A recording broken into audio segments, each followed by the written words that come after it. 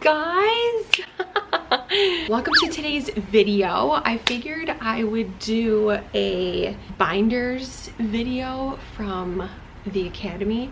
I found this stuff in my room at my parents' house, and I was browsing through it and I'm like, oh my gosh, this would be so fun to share on YouTube, because it's all of my binders that I had from the academy. We had binder checks on the regular basis, so everything's nice and organized, and the information that are in these binders is just crazy. Quite honestly, since I graduated the academy, I haven't looked at these because when you're on FTO, you're basically taught everything that you need to know during that time. I also have my FTO binders back there, which I might save for a separate video. I'm not gonna go into full depth with everything in these binders. I'm gonna probably do it as like a mini series, just because if I did everything in this video, it would be hours long and it would be so hard to edit. So I'm just gonna do a brief overview in this video, and then if you guys like this idea, I will continue with it. I just want to give you as much information as I can about policing, the academy, the FTO process, the hiring process, everything like that. Like always, if you guys have any suggestions for videos and things that you want to see specifically, always leave them in the comments down below, because I always check the comments, and I always want to do videos that you guys specifically request. Give this video a thumbs up if you like this idea. Police Academy binder series. I don't know, we'll work on the title. If you haven't subscribed, please make sure that you do before you leave. I'm forever grateful for your love and support. It means everything to me. Yeah, this might be a little annoying. Good Samaritan law. No, I think I'm just gonna go down on the floor. Oh! These binders are so thick. Yeah, I'm just gonna do it on the rug. Look at these. Okay, wait. Look at these freaking roses. They still look so darn perfect. Every time I sit on my couch and I see these, I'm like, how do they still look that good? I don't understand. Like, do you see this?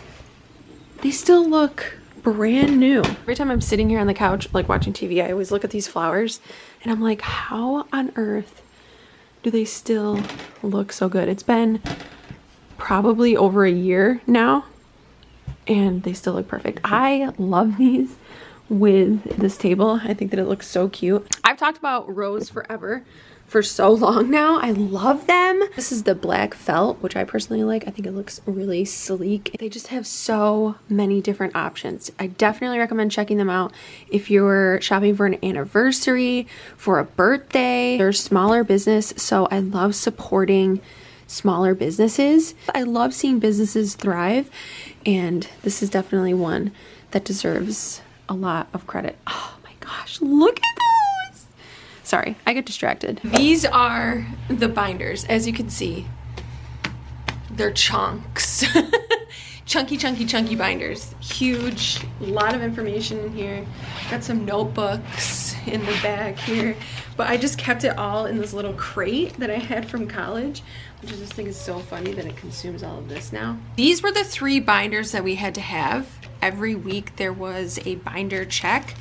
These blue binders are all of my FTO binders. This has a lot of information from when I first got hired, where I am right now. So we will go through that in a separate video. This is one of the notebooks that I had full of information on completely different things, like report writing, narcotics, securing the crime scene, sketches, measuring evidence, which if you go to be an ET, an evidence technician, that's a completely different training that you will be trained on. So it's a dedicated, what is it, like a week? I think it varies in different areas, but it's a dedicated period of time where you will just learn straight ET work. But they like to cover everything in the academy so that you have a brief understanding. So here we did like a bunch of ET stuff where we like measured it out and then we had to draw it out on a piece of paper. Victimology, criminology, and then for tests, this is what I did for tests. I would highlight everything that would be pertinent on a test. How crazy am I to use purple ink and then pink highlighter? I just love colors. All about victims, imaginary victim,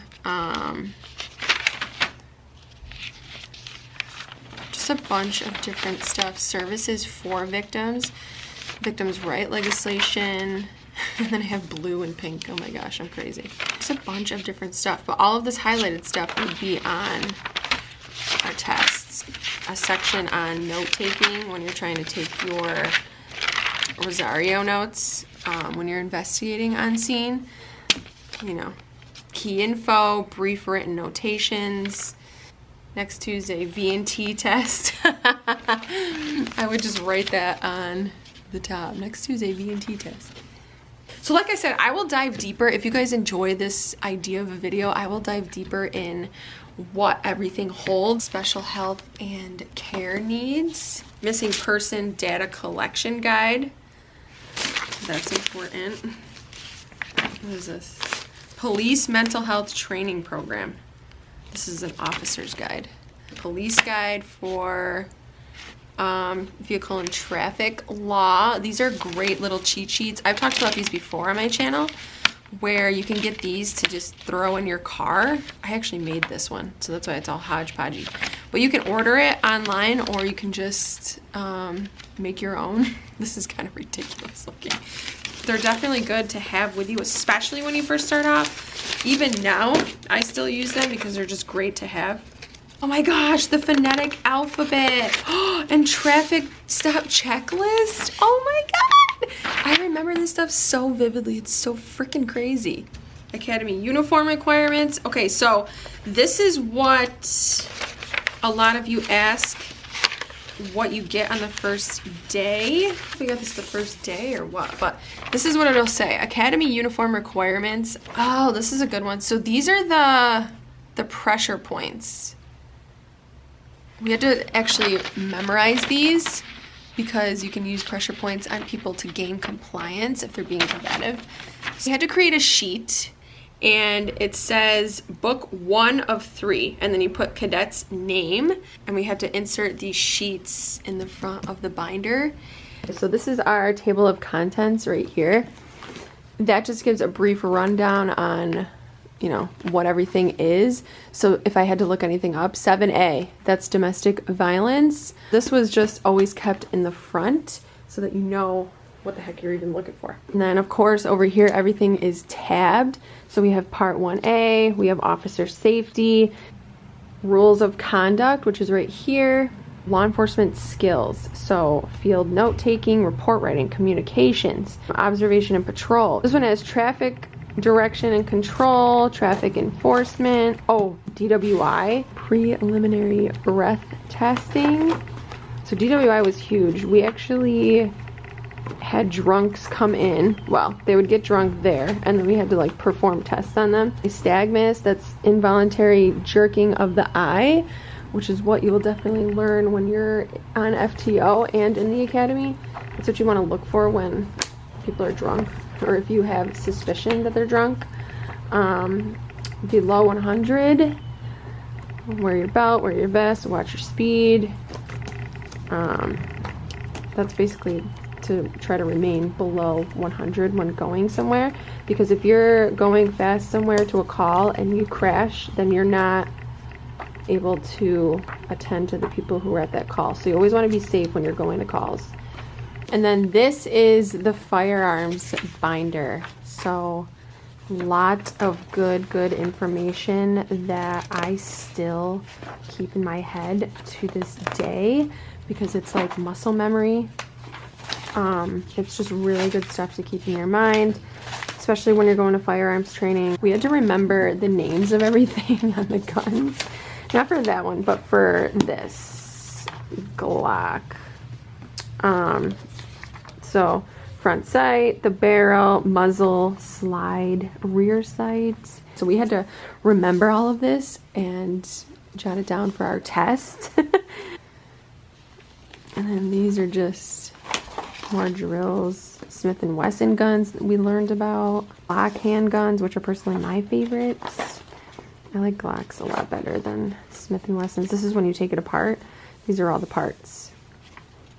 With phase 2, we were in the classroom for a week, and then we did training outside out on the range for another week. So altogether it was like 2 weeks, and you qualify after those 2 weeks, and then once you get into your department you do regular shooting trainings. Our place does it twice a year. The last one I have to share with you guys is all about domestic violence training, basic school for police officers.